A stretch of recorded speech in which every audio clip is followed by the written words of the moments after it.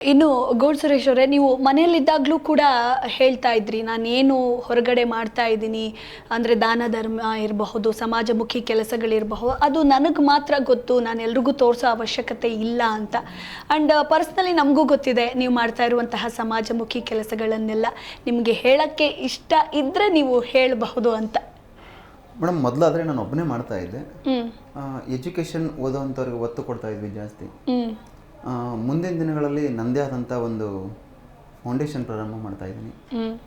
ಅದರಲ್ಲಿ ಈ ಲೇಬರರ್ಸ್ ಯಾರು ಕೆಲಸಗಾರರಾಗಿ ಊರು ಬಿಟ್ಟು ಊರಿಗೆ ಬೆಂಗಳೂರಿಗೆ ಬಂದು ದುಡಿತಾ ಇರ್ತಾರೆ, ಯಾವುದೇ ಊರಲ್ಲಿ ಅವ್ರು ಕೆಲಸ ಮಾಡ್ತಾಯಿದ್ರು, ಯಾರೇ ಊರಲ್ಲಿ ಅವ್ರು ಲೇಬರ್ಗಳಾಗಿ ಕೆಲಸ ಮಾಡ್ತಾ ಇದ್ದಾರೆ, ಕಟ್ಟಡ ಕಾರ್ಮಿಕರಿಗೆ ಅವ್ರಿಗೆ ಒಂದು ಸ್ವಲ್ಪ ಒತ್ತು ಕೊಡೋಣ ಅಂತ ಜಾಸ್ತಿ ಆಸಕ್ತಿ ಇದೆ.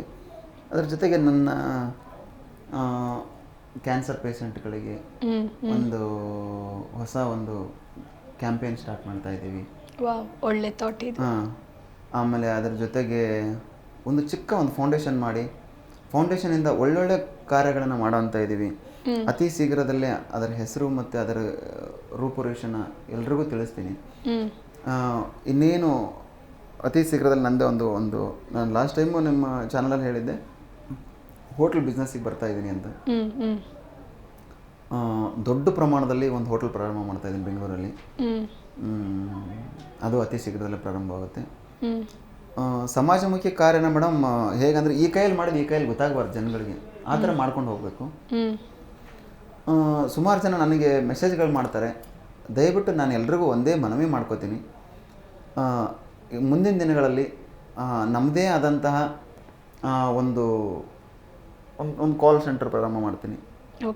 ಅದಕ್ಕೆ ಅವ್ರದ್ದು ಏನೇ ಕಷ್ಟ ಪ್ರಾಬ್ಲಮ್ಗಳಿದ್ರೆ ಅದಕ್ಕೆ ಹೇಳ್ಕೊಂಡ್ರೆ ನಾವು ಅದನ್ನು ಸರ್ಕಾರದ ಕಡೆಯಿಂದ ಯಾವ ರೀತಿಯಲ್ಲಿ ಅವರಿಗೆ ಸಹಾಯ ಆಗುತ್ತೆ, ಇರುವಂಥ ಸೌಲಭ್ಯಗಳನ್ನ ಹೇಗೆ ಇವರು ಉಪಯೋಗ ಮಾಡ್ಕೋಬೋದು ಜನಗಳು ಅನ್ನೋದನ್ನು ನಾನು ಅವ್ರಿಗೆ ಸಹಾಯ ಮಾಡಿ. ಯಾಕಂದರೆ ನಮ್ಮ ಸೆಂಟ್ರಲ್ ಗೌರ್ಮೆಂಟ್ ಆಗಲಿ ಸ್ಟೇಟ್ ಗೌರ್ಮೆಂಟ್ ಒಳ್ಳೊಳ್ಳೆ ಸ್ಕೀಮ್ಗಳಿದ್ದಾವೆ.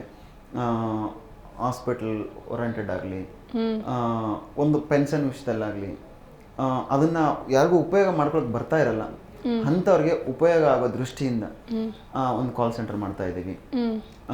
ಎಷ್ಟೊಂದು ಜನ ಮೆಸೇಜ್ ಮಾಡ್ತೀರಾ, ನಾವು ಆ ಥರ ಇದರಲ್ಲಿ ಕಷ್ಟದಲ್ಲಿದ್ದೀವಿ, ಈ ಥರ ಕಷ್ಟದಲ್ಲಿದ್ದೀವಿ ಅಂತ.